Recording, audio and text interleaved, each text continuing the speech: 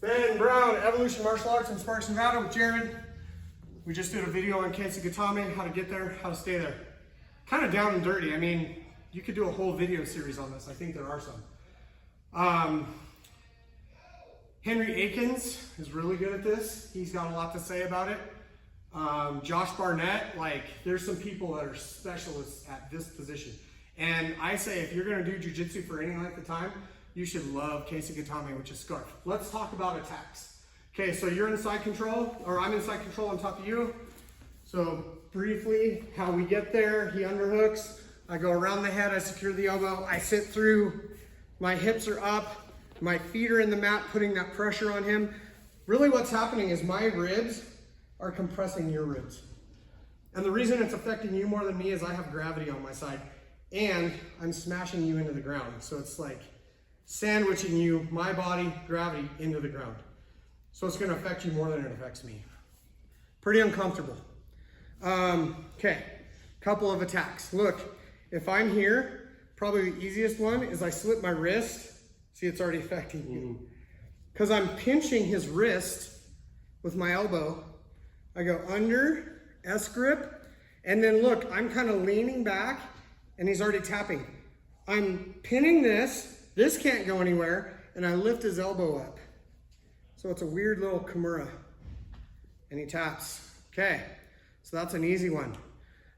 Look, anytime their hands are around my waist, I'm gonna drop back to this wrist, separate, step over, and then I'm kind of scooping his arm here. His elbow is on this side of my leg, and I'm lifting. He's tapping, okay? Be careful.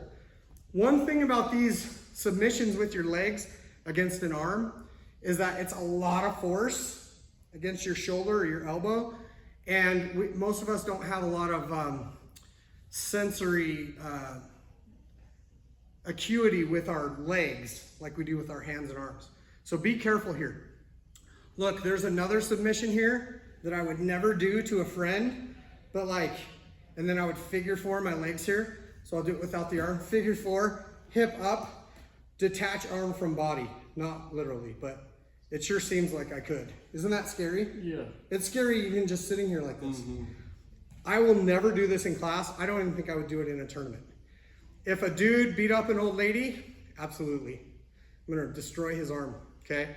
But not just for no reason. So, you know, he gets out of this and his arm's going this way. I hand it off, so I cover his watch through the hole. This is an Americana. I roll my wrists, and even that is almost making you tap.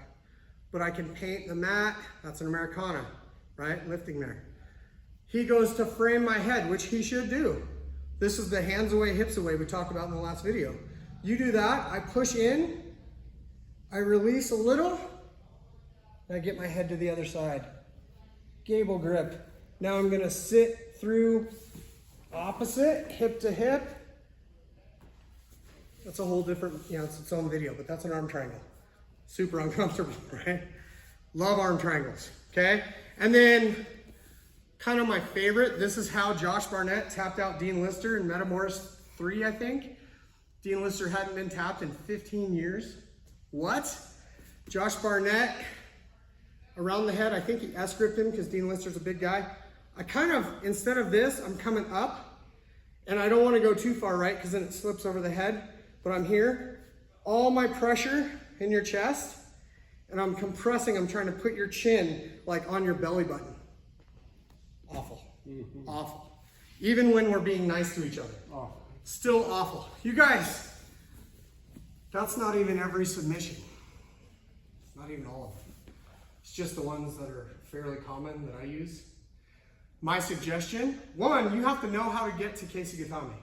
You have to know how to stay there, and you have to know what the common reactions are gonna be. What are they gonna do about it? What are you gonna do about that? So you can always be ahead leading that dance. And then when you can do that, when you can get there, when you can stay there, and this goes for every pin, when you can get there and stay there, then you should expose things and attack them. But lie back down for me. Here's what's so awesome. If you're in Kesa Gatame, if you're in it, This is already exposed. You don't have to expose it, it's already exposed. So that's why it's so awesome. There's not an additional step. Now, it's exposed for this, but here's an exposure, right? Here's an exposure. That's the whole point. The exposures are easier from Kesa Gatame than anywhere else, in my opinion. That's why it's worth falling in love with. As an older guy, I can't use speed.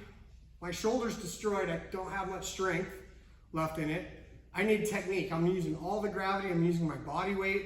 I'm using my ribs against your ribs. And I want you to be thinking these thoughts of, I can't get out. This is awful. I just want out of this. I kind of want to quit, right? Now look, I don't want you thinking that, my friend. Like, I want to get you to a place where you don't think that no matter what. And I get a sense you're kind of built like that anyway. Like, you find this fun somehow, right? Mm-hmm. And you're new and you're in your 40s and you're learning how to grapple and you think that's fun. So you're the right kind of personality. But like in a tournament or if it's competitive, I want them thinking those thoughts. I want all my weight on them. I want to smash them. There is no better way to do that than Kesa Gatame. It's the best. You got anything? No, sir. One more? Yep.